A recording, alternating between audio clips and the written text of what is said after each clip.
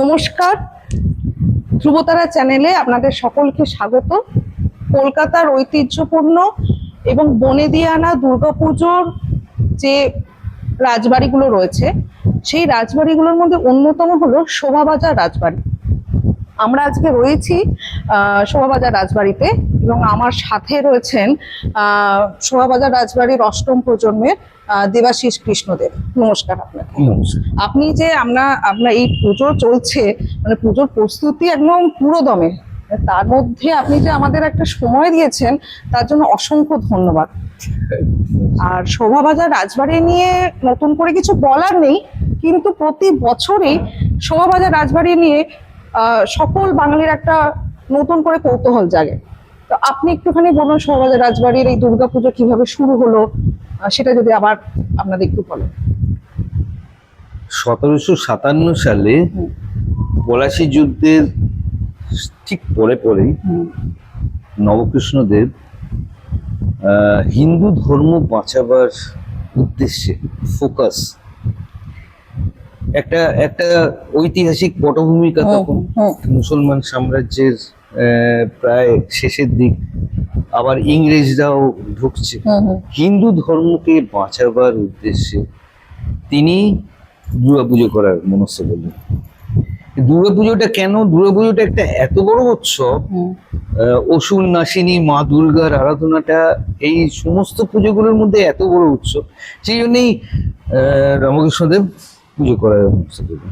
সেটা তো জাঁকজমকপূর্ণ একদম। তিনি শোভারাম বসাকের কাছ থেকে একটি ভগ্নপ্রায় বাড়ি এবং 13 বিঘে 6 ছটাক জমি কিনে সেখানে প্রথমেই আগে দুর্গা দালান তৈরি করলেন। দুর্গা দালান তৈরি করে তারপর আস্তে আস্তে বাড়িটা তৈরি হলো। বাড়ি বলা যায় না, ওটা একটা প্রাসাদ বলা যায়, বিরাট প্রাসাদ আস্তে আস্তে তৈরি হলো। কিন্তু প্রথম তৈরি করেছিলেন দুর্গা দালান, এবং তিনি কৃষ্ণনগর থেকে মৃৎশিল্পীদের আনালেন।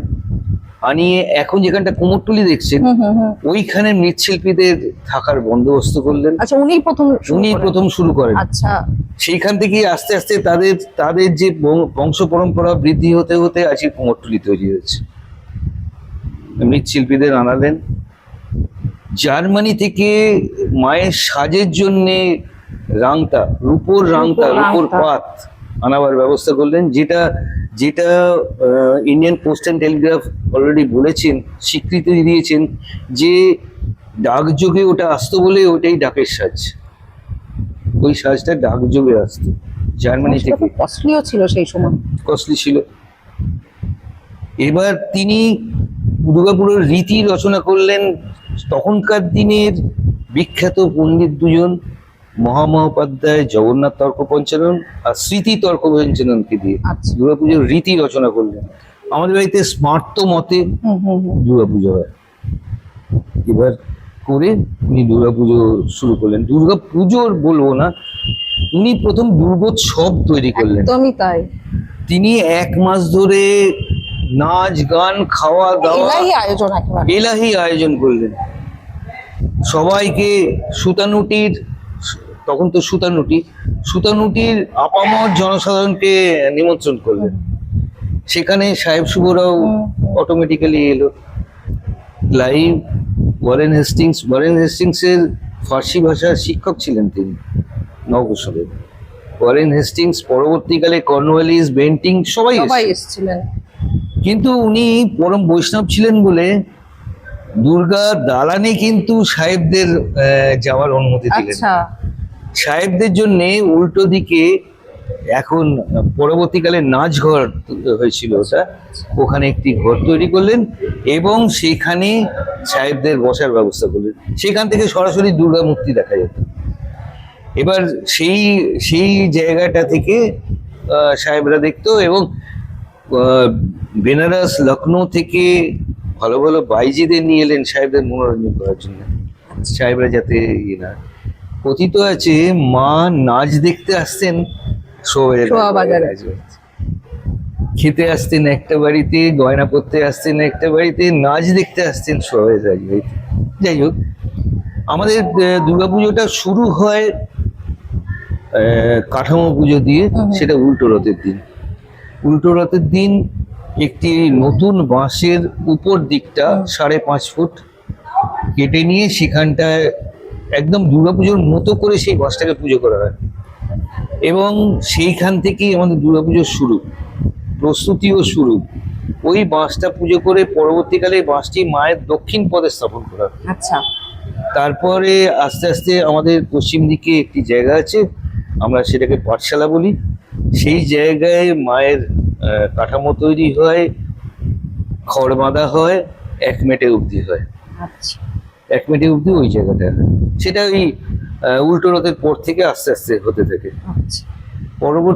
পরবর্তী সময়ে শুক্লা ত্রয়োদশীতে মা এই ঠাকুর দালানে ওঠেন। এখন যেখানে দেখছেন সেখানে শুক্লা ত্রয়োদশীতে ওঠেন। তখন আমাদের গৃহদেবতা গোপীনাথজিউ উল্টো দিকে পূর্ব দিকের একটি ঘরেতে উঠে যান। আচ্ছা। মায়ের জন্য জায়গা ছেড়ে দিয়ে পূর্ব দিকের একটি ঘরেতে উঠে যান। এইখান থেকে, এই দালান থেকে গোপীনাথজিউকে দেখা যায়। এবং উনি সারা পুজোতেই ওই জানলা দিয়ে সারা পুজো দেখেন। এবং আমরা বলি যে উনি হচ্ছেন আমাদের সর্বেসর্বা, বাড়ির কর্তা। উনি দেখেন যে পুজোটা ঠিক মতো হচ্ছে কিনা। আচ্ছা। মানে মেইনলি কর্তাদের কি কাজ? তদারকি করা। একদম। উনি ওপর থেকে বসে তদারকি করেন যে পুজোটা ঠিক মতো হচ্ছে কিনা, এটা আমরা মনে করি। শুক্লা নবমী, এই কৃষ্ণা নবমী থেকে বোধন শুরু হয়। এই গোপীনাথজিউ যে ঘরে থাকেন সেই ঘরেতেই বোধনের বেদি তৈরি হয়, আমরা নিজেরাই তৈরি করি। সেখানে বোধন তৈরি হয়ে ঘর স্থাপন করে একদম দুর্গাপুজোর মতো করে পুজো করা হয় কৃষ্ণ নবমী থেকে, যেটা নবরাত্রি, মানে অবাঙালিরা যেখানে নবরাত্রি বলে, সেই কৃষ্ণ নবমী থেকে আমাদের দুর্গাপুজো শুরু হয়ে যায়। তারপর তো বুঝতেই পারছেন, ঝাড় লণ্ঠন পরিষ্কার, দালান পরিষ্কার, সমস্ত ব্যবস্থাপনা করা, যেখানে যেখানে রং করা, সমস্ত পরিষ্কার, থালা বাসন পরিষ্কার করা। মায়ের জন্য আলাদা থালা বাসন থাকে, বড় বড় থালা। সেই থালাগুলো মানে এমনি হাতে করে নিয়ে আসা যায় না, গড়িয়ে নিয়ে আসতে হয়। এত বড় গরুর গাড়ির চাকার মতো করে এক একটা থালা। সেই সব থালা পরিষ্কার, সেগুলো আমরা প্রিজার্ভ করি। সেই সব পরিষ্কার করা হয়। সেই পরিষ্কার পর্বটা চলতে থাকে, পরপর চলতে থাকে। এবারে মা শুক্লা ত্রয়োদশীতে উপরে ওঠেন। কৃষ্ণনগর থেকে সাজ আসে। মায়ের সাজটা দেখবেন, আমাদের মায়ের সাজটা রাজস্থানী ঢঙে, একটু রাজস্থানী পশ্চিমী ধাঁচও আছে। পশ্চিমী ধাঁচ একটু আছে হয়তো, কিন্তু পুরোটাই রাজস্থানী ঢঙে। সেই মাকে সাজানো শুরু হয়ে হ্যাঁ, চোখ আঁকা হয় প্রতিপদের দিন। আচ্ছা। মহালয়া থেকে প্রতিপদের যে ক্ষণটা, সেই ক্ষণটায় চোখ আঁকা আছে। তারপরে মায়ের সাজ পড়ানো শুরু হয়, সাজ পড়ানো হয়। চতুর্থীর দিন মা ঠিক জায়গায় তার সিংহাসনে ওঠেন, যে জায়গাটায় পুজো হয়। সেটা তো উত্তর দিকের একটা জায়গা, যে একটা ঠাকুর দালানের মূল অংশ, সেখানে পুজো হয়। মা চতুর্থীর দিন ওইখানে বসবেন। এদিকে ঘটেতে পুজো শুরু, নবমী থেকে শুরু হয়ে যায় বলেছি। ঘটেতে পুজো চলবে। ষষ্ঠীর দিন বেলবরণ হবে ওইখানেই। তারপরে বেলবরণ হয়ে যাওয়ার পরে সন্ধ্যাবেলায় সূর্যাস্তের পর বেলবরণ হবে। তারপরে মায়ের অধিবাস হবে। মায়ের অধিবাস হয়ে সপ্তমী থেকে মায়ের মুক্তিতে পুজো শুরু হবে। তখন এখানে একটি যজ্ঞ শুরু হবে। ওই বেলবরণের সময় একটি যজ্ঞ শুরু হবে। যেই যজ্ঞটা, সেই হোমটা চলবে দশমী অবধি, মায়ের বিসর্জন অবধি চলবে। সেখানে কাঠ দিয়ে সেই মানে বোধনের ঘরেতে ওইটা চলবে। সপ্তমীর দিন ভোরবেলা সূর্যাস্তের মানে সূর্যোদয়ের মুহূর্তে কলাবউকে নিয়ে যাওয়া হয় শোভাযাত্রা সহকারে। শোভাবাজারের এই কলাবউ যাত্রা, কলাবউ স্নান, এটাও কিন্তু অভিনব, দেখার মতো একদম। শোভাযাত্রা সহকারে গঙ্গার ঘাটে নিয়ে যাওয়া হয়, ওখানে পুজো করা হয়। গঙ্গার ঘাট থেকে মাকে নিয়ে, তো আসল কলাবউটাই তো আসল, ওনাকে বেনারসি শাড়ি পরিয়ে ওখান থেকে নিয়ে আসা হয়। নিয়ে এসে ঘট স্থাপন করা হয়, কলাবউকে স্থাপন করা হয়, মায়ের চক্ষুদান হয়, হয়ে পুজো শুরু হয়ে যায়। এবং আমরা সেই স্মার্ত মতে গুপ্তপ্রেস পঞ্জিকা অনুযায়ী পুজো করি। সেটা 235 বছর ধরে এই পুজোটা চলছে। 235 বছর ধরে একই নিয়মে পুজো হচ্ছে। পুজোর রীতিনীতি কোনো রকম বদলায়। মানে একদম অপরিবর্তিত ঐতিহ্যপূর্ণ দুর্গাপুজো যদি বলতে হয় শোভাবাজার রাজবাড়ি। কিছু কিছু আড়ম্বর হয়তো আমরা কমিয়ে দিতে বাধ্য হয়েছি। বিবর্তন তো হবেই, বিবর্তন হবে। যেমন ধরুন নীলকণ্ঠ পাখি উঠতো, একদম বিসর্জনের দিন নীলকণ্ঠ পাখি উঠতো, সেটা বন্যপ্রাণী সংরক্ষণের ইয়েতে বন্ধ করা হয়েছে। এখানে পাঁঠা বলি হতো, এখন তো আর এগুলো হয় না। না, পাঁঠা বলি হয় না, এটা বাধা পড়ার জন্য পাঁঠা বলি বন্ধ হয়ে গেছে। এই 4 বছর আগে পাঁঠা বলি। নীলকণ্ঠ পাখির ওটার রিপ্লেস কি করে করেছে? নীলকণ্ঠ পাখির এটা আমরা মাটির নীলকণ্ঠ পাখি তৈরি করি, সেটা বিসর্জনের দিন ওটাকে মধ্যে প্রাণ প্রতিষ্ঠা করা হয় এবং গঙ্গার ধারে গিয়ে আমরা নীলকণ্ঠ পাখিকে মায়ের সঙ্গে সঙ্গে বিসর্জন। আরেকটা তো মানে সবাই জানেন, সেটা হচ্ছে শোভাবাজার রাজবাড়ির কামান দাগা। এটাও কিন্তু কামান দাগা, আগে কামান দাগা হতো সন্ধে পুজো শুরু এবং শেষে। আগে কামান দাগা হতো, এখন কামান দাগা তো সম্ভব নয়। বন্দুক আমাদের ভল্টে থাকে, সেই বন্দুক নিয়ে আসা হয়। আচ্ছা, সেই বন্দুক দিয়ে এখানে দুবার ফায়ারিং হয়। শুরুটা মানে একবার শুরুতে একবার শেষেতে ফায়ারিং হয় এবং ওই ফায়ারিং দেখে আশেপাশে সব জায়গাতে প্রচুর ভিড় হয়, প্রচুর ভিড়। মানে ওই সময়টা মানে শোভাবাজার রাজবাড়ি শুনলে ভাবে ও প্রচন্ড ভিড় হয়, কি করে যাব ওই দিকটাতে, প্রচুর ভিড়। মানে মানে ওটা দেখার মতো। মানে এই পুজোর কটা দিনই, এখন তো মহালয়া থেকেই ভিড় শুরু হয়ে গেছে। পুজোর কটা দিন মারাত্মক ভিড় হয়। মানে সেদিন মানে সেই সময় মানে আপনাদের মানে কারোর মানে ঘুম নেই, খাওয়া নেই, সেরকম পরিস্থিতি হয় অ্যাকচুয়ালি। আর মায়ের যে ভোগ রান্না করা হয়, মানে এটা মানে এখানেই আয়োজন করা হয়। হ্যাঁ, মায়ের ভোগটার একটা বিশেষত্ব আছে। মাকে সমস্ত ভাজা ভোগ দেওয়া হয়। আমাদের এখানে রান্না করা মানে অন্ন ভোগ দেওয়া হয় না। না, অন্ন ভোগ দেওয়া হয় না। চাল, ডাল, চিনি, ফল, মিষ্টি সমস্ত মাকে ভোগ দেওয়া হয়।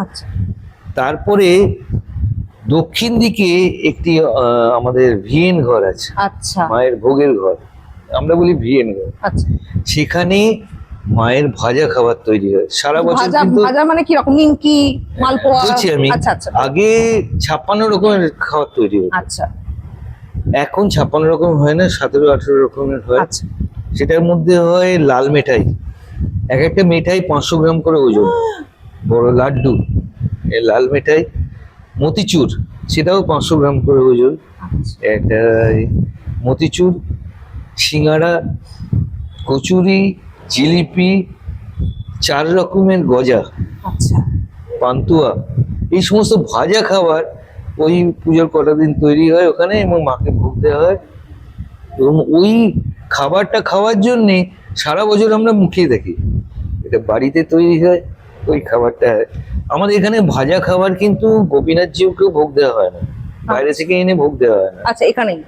হ্যাঁ, এখানেই। আর যার ফলে ওই ভাজা খাবারটা ওই সময় তৈরি হয় বলে গোপীনাথ জিউকেও ওই সময় ওই ভাজা খাবারই ভোগ দেওয়া হয়। অন্য সময় বিয়েন ঘরেতে লুচি, মোহনভোগ, গজা এগুলো তৈরি হয়। ওই অতগুলো আইটেম তৈরি হয় বলে গোপীনাথ জিউকে ওই সময় ওই রকম ভোগ দেওয়া হয়। আর নিরঞ্জনের আগে যেমন বাঙালি মেয়ে যখন শ্বশুর বাড়িতে যায়, নিরঞ্জনের আগেতে আমাদের নিরঞ্জনের আগেতে যেমন বাঙালি মেয়েরা শ্বশুরবাড়িতে গেলে কনকাঞ্জলি, সেটা এখানে রীতি আছে। সেটা এখানে রীতি আছে। এটি রূপোর থালাতে ধান, দুব্য, সিঁদুর কৌটো সবই রূপোর থাকে। একটি সোনার মোহর, বাদশাহী মোহর, এগুলো দিয়ে ঠাকুর মশাই। এই সোনার এই যে বাদশাহী মোহর, এটা মানে আপনারা সারা ব্যাংকের ভল্টেই থাকে, তারপর আপনি এখানে। আগে আগে কি হতো, এই কনকাঞ্জলিটা বাড়ির সবচেয়ে বয়স্ক সদবা সবৎসা মহিলা কনকাঞ্জলিটা নিতেন। প্রত্যেক বছর একটা করে মোহর উনি পেতেন। এখন আর ওরকম তো, এখন তো প্রত্যেক বছর মোহর জিনিসটাই তো মানে এখন সম্ভব নয়। আর সেই জন্য বাড়ির মেয়েরা এখন নেয়। বাড়ির সব মানে সধবা মেয়েরা বিয়ে যাদের হয়ে গেছে তারা মেয়েরা নেয়, সেটা ঠাকুরের পেছনে তারা শাড়ি পেতে সবাই ধরে দাঁড়িয়ে মানে থাকে। ওটা খুব কষ্টের, মানে হ্যাঁ। একবার বাড়ি থেকে মেয়ে বিয়ে হয়ে আর চলে ঠাকুর যাওয়া মশাই আর সামনে ঠাকুর সিঁড়ি চলে দিয়ে উঠে- যাওয়ার। আর সিঁড়ি আর দিয়ে এখানে উঠে। শোভাবাজারের দেবীকে তো মা তো বটেই, মা হিসেবে তো বলাই হয়। এছাড়া মানে আমি যেটা শুনেছি এবং আপনিও বলেছেন সেটা হচ্ছে মেয়ে হিসেবেই দেখা হয়, হ্যাঁ, মানে বাড়ির মেয়ে বাড়ির একেবারে। মেয়ে, বাড়ির মেয়ে হিসেবে দেখা হয়। মেয়ে যেন বাড়িতে আসছেন, হুম হুম হুম। সেই জন্য মেয়ের জন্য গোপীনাথজিও জায়গা ছেড়ে দিয়ে উপরে উঠে গেছেন, এই সমস্ত চারটে দিন, দালানটা ছেড়ে। এই চারটে দিন মেয়েকে একদম না, রাজরানী করে রাখা গোপীনাথজিও হয়। ওই যে ত্রয়োদশী শুক্লা ত্রয়োদশীর দিন উপরে উঠে যান। হ্যাঁ। আবার আরেকটা শুক্লা ত্রয়োদশী লক্ষ্মী পুজোর আগে আচ্ছা উনি নিচে নেন। আচ্ছা। 1 মাস উনি উপরে থাকেন। আচ্ছা, মানে উনি তো সমস্ত কিছু দেখছেন, মেয়ে 1 মাস। রাজরানী হয়ে বাড়িতে রয়েছেন। মানে শোভাবাজার রাজবাড়ি নিয়ে সত্যি মানে কলকাতার তো বটেই, সারা ভারত এবং বিশ্বের কাছে শোভাবাজার রাজবাড়ি কলকাতার মানে ভীষণ ঐতিহ্যপূর্ণ একটা দুর্গাপুজো, মানে দুর্গোৎসব আমাদের ঠাকুর সেই আগে থেকেই চলছে, কাঁধে করে নিয়ে যাওয়া নিয়ে আসা এখনো হয়। নিয়ে যাওয়া হয়। নিয়ে যাওয়া হয়, নিয়ে আসাও তো হয়। না, নিয়ে এখানে আসা তো তো এখানে করা তৈরি হয়। মানে ওই নিরঞ্জনের সময় নিরঞ্জনের সময় কাঁধে করে নিয়ে যাওয়া হয়। 32 জন বাহক নিয়ে আচ্ছা। যান ঠাকুরকে, নিয়ে গিয়ে ওখানে দুটো নৌকার মাঝখানে ঠাকুরকে স্থাপন করা হয়, এবং সেখান থেকে নৌকা সরে যায় না, সেইখান থেকে মাঝখান থেকেই বিসর্জন দেওয়া হয়। সেটা 4টে বাঁশ দিয়ে নিয়ে যাওয়া হয়। সেই বাঁশগুলো আবার বিজয়া দশমীর আগে বাড়িতে ঢোকে না, আচ্ছা বিজয়া দশমীর দিনই বাড়িতে ঢোকে।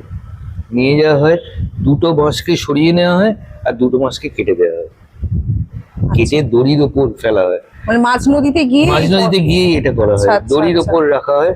সেই দড়ি থেকে আস্তে আস্তে দড়ি ছেড়ে ছেড়ে মাকে বিসর্জন দেয়। এটাও অভিনব, মানে এরকম না, এটা- কখনো এটা মানে ওই- এটা তো এটা- এটা তো এটা মানে চলে রীতি আসছে। অনুযায়ী চলে আসছে, মানে নবকৃষ্ণদেবের আমল থেকেই চলে হ্যাঁ, আসছে এটা। একদম একদম চলে আসছে।